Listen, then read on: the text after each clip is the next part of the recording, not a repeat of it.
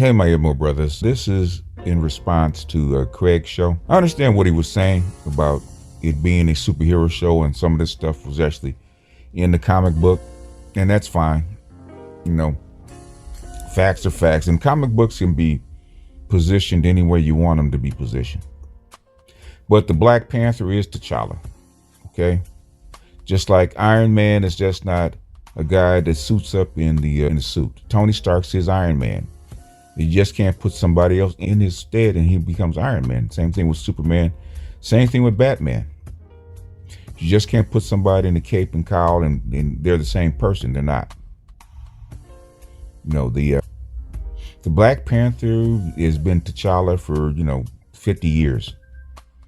And you're going to replace him with a female? Okay, that's fine. But then she's not the original Black Panther. And you just can't stick somebody in a suit and then say that they are the same person or the same hero. They're not. And we were looking for a black male superhero that's mainstream. We don't control the mainstream. It is what it is. We have rewritten black superheroes? Sure. Have we altered a story with black superheroes? We did it with Blade. We've done it with a few others. But at the end of the day, these characters don't belong to us. And we would like to see anything that's supposed to be representing us to do just that, represent us. And if it doesn't represent us, we have the right to, look elsewhere. Women spend more money. There's more of them than us. They have a bigger power base as far as demographics. They just do. And if the women get behind it, it's going to sell. And Wakanda Forever was brilliant by substituting a white, slightly Asian Atlantic submariner and making him Latin American. And make him, Native American. So you're going to get the Native American push, and you're going to get the Latin American vote because they don't have enough superheroes because they wanted representation too. There was a lot of news stories that a lot of Latinos came out to see the original Black Panther because they like to see indigenous representation of somebody other than white European. And they hungered for one of their own. So instead of Killmonger, you got Namor, which is a brilliant move. And this Black Panther just may sell more than the original one. It's hard to say. It's sold $500 million already. It's going to make its $1 billion, I predict, and probably push past it. It'll probably be fairly close to the original Black Panther. And if women and Latinos have anything to say about it, I'm sure it's going to make it. But all that being said, that's not the point, Craig. That's not the point that black men are making. Now, if a white guy had written the Black Panther, we probably would have very little to say. But we're talking about Ryan Coogler. Ryan Coogler is a black nationalist. Okay, you can tell by the way he had Killmonger, who's wanted to be a Panther, in Oakland. So he believes in our history, believes in civil rights, he believes in indigenous rights. And I'm sure that he knew that going woke and going feminist was not going to sit well with the brothers. So you had to have some demographic to substitute in for the brothers. So you substituted Latin Americans for it, as we call them, Latin Americans, or indigenous South Americans for it. Because you got people that look just like Namor, and they kind of dress all over South America, from the top of Mexico all the way down to the tip of South America. Got people look just like it. So what the brothers are saying is that for the first 3 showings of Black Panther, that was a very masculine, male-centered superhero. Even in the first one, even though it had elements of the Gynocracy with the Dora Milaje, it's still centered around father and son. This one centered around women and single mothers. It's very gynocratic, very female oriented. You can't get around that. And brothers, if they don't want to see it, I know most brothers saw it, they just disagree with it. Most brothers will see it at some point, they just disagree with it. And most brothers know that you have very little control over it. The thing is that you can complain, you can have your opinion. Most brothers are not trying to boycott it. They just have their opinion. And the ones that are saying that they're not going to see it, it has nothing to do with a boycott or trying to get other people to boycott.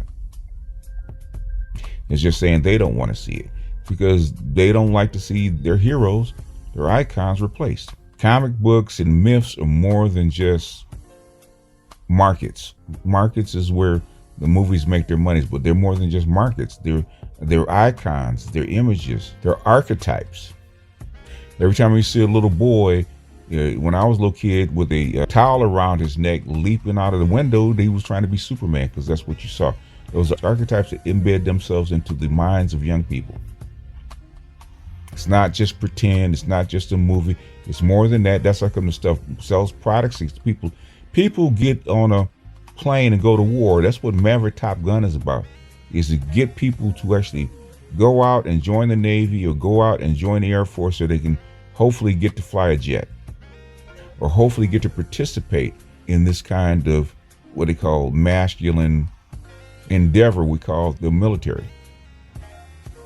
It's called propaganda, okay?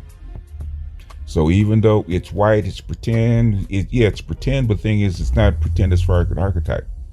Batman is an archetype. Superman is an archetype. The Black Panther is an archetype. And you can't give it short shrift by saying it's not real. Everything's real.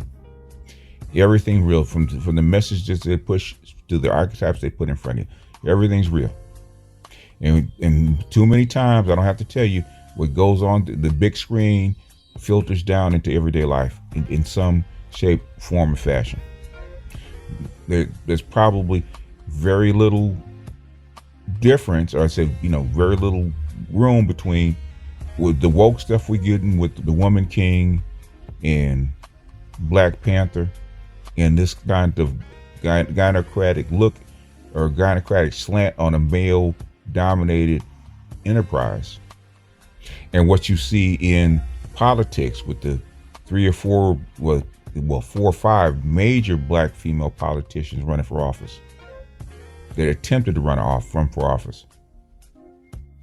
My estimation, these are not coincidences. This is something that's been guided. Anyhow, I just want to respond to that, to Craig's take on Wakanda Forever. Oh, by the way, Craig, it's very obvious that that's the way the line descended. That's like I sent you that link, that clip from Captain America's Civil War, right? When after T'Challa's father died, and it was hours after his father died, when they're chasing Bucky, he said, since your friend murdered my father, I now carry the mantle of king. Same thing with Namor. When he killed her mother, the queen, Shuri became queen. And just like Killmonger did, M'Baku could challenge for the throne if he wanted to. But I think they left it to viewers' imagination that Shuri stepped down because she wasn't even in Wakanda when it went down. She was in Haiti. Now, why was she there during the ceremony? Because she didn't want to be queen. I don't think Shuri ever wanted to be queen. So it's not the warrior that she minded. She liked to fight. But to make those big decisions like she did when she spared Namor. And she almost killed him. And that's why she probably said, I'm not built to be king. King is an administrator, not a warrior. And M'Baku is probably better suited to be an administrator, to be king, than she was, which is probably why she stepped down.